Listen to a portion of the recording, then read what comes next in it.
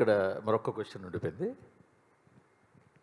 నాకు తెలిసి రీసెంట్ పాస్ట్లో సలార్ సినిమా మాత్రమే వితౌట్ సింగిల్ రూపీ అడ్వాన్స్ 2 స్టేట్స్లో రిలీజ్ చేశారు.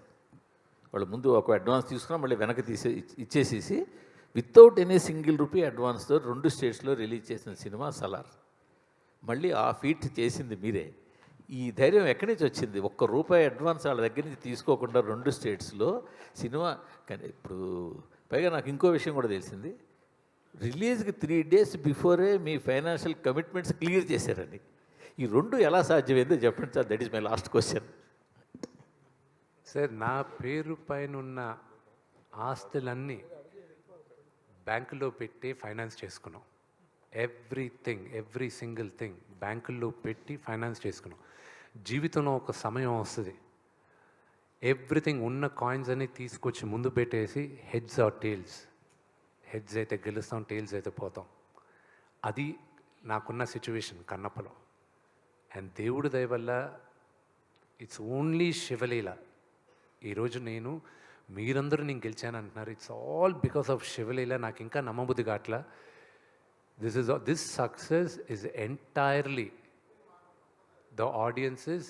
అండ్ నిజమైన సినిమా ఆనెస్ట్గా తీస్తే ప్రేక్షకులు ఆదరిస్తారని ఇది ఒక నిదర్శనం అనేది నేను నమ్ముతున్నాను. సార్, విష్ణు గారు, శ్రీకాళహస్తి మహోత్సవం కల్పితం 2 మిక్స్ చేశారు కదా. అయితే భక్త కన్నప్ప సినిమా చూశాక యాజ్ టీజ్గా తీస్తే ఇది ఆడదు, చాలా వేరియేషన్స్ ఉన్నాయి. శివలింగం వాయులింగం గురించి ఆ ఆటవిక జాతీయ నాయకుడు దాడి చేయడం అనేది ఆ పాయింటే చాలా కొత్తగా ఉంది. అది నిజంగా ఉందా లేదా మీ క్రియేషనా?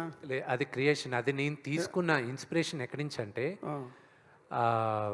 ఇతను గజనీ మొహమ్మద్ వచ్చి సోమనాథ్ టెంపుల్ని కొల్లగొట్టి ఆ లింగాన్ని పగలగొట్టి వెళ్ళిపోయాడు. పగలగొట్టి అతను తీసుకెళ్ళాడు. అతను చేసిన దారుణం ఇంకా దారుణలేండి. ఆ లింగాన్ని తీసుకెళ్ళి ఏమన్నాడంటే, మెట్ల పైన వేస్తాను, మీ దేవుడు ఏం చేస్తారో చూడండి, పగలగొట్టుకొని మెట్ల పైన వేసుకుంటాను. కానీ అది ఒక గొప్ప కథ ఉంది. మళ్ళీ అతన్ని చంపడానికి తమిళనాడు ఒక మహారాజు సేనాధిపతిని పంపిస్తాడు. అది ఒక అద్భుతమైన కథ. ఏ రోజైనా ఆ కథ తీయాలని నాకు ఒక ఆశ ఉంది. సో అది ఇన్స్పిరేషన్ తీసుకున్నా. దండయాత్రకు వచ్చి వాళ్ళ లింగాన్ని తీసుకెళ్లాలనేది నేను ఆ హిస్టరీని ఇన్స్పిరేషన్గా తీసుకున్నాను. అదే మీ సినిమాకి సక్సెస్ ఫస్ట్ పాయింట్ అది నాకు తెలిసి. తర్వాత మీరున్న శరత్ కుమార్ పాత్ర చివరిలో అది మోహన్ బాబు గారు. సో ఆయన లేనిదే ఊహించుకోలేము. యాక్చువల్గా వేరే సినిమాలో మోహన్ బాబు క్యారెక్టర్ ఇలా ఉండదు. శివపురాణంలో చూసుకుంటే వేరే ఉంటుంది. అంత డీప్గా మీరు వెళ్ళి ఉండరు. గుడి కూలిపోతుంది, విమర్శిస్తే గుడి కూలిపోతే ఈయన బాడీ అంతా శివలింగం మీద పెట్టి ఆపుతాడు. అది క్లైమాక్స్. నేను అదే ఎక్స్పెక్ట్ చేశా, కానీ చివరిలో ఇది కంక్లూజ్ ఇచ్చారు. చాలా బాగుంది. అంటే విమర్శలకి ఎవరికి దొరకకుండా తీశారు. It's great. మీకు సక్సెస్ వస్తే మేము వచ్చినట్టు ఫీల్ అయ్యాం. Thank you. అదే చెప్పాను గురుగారికి.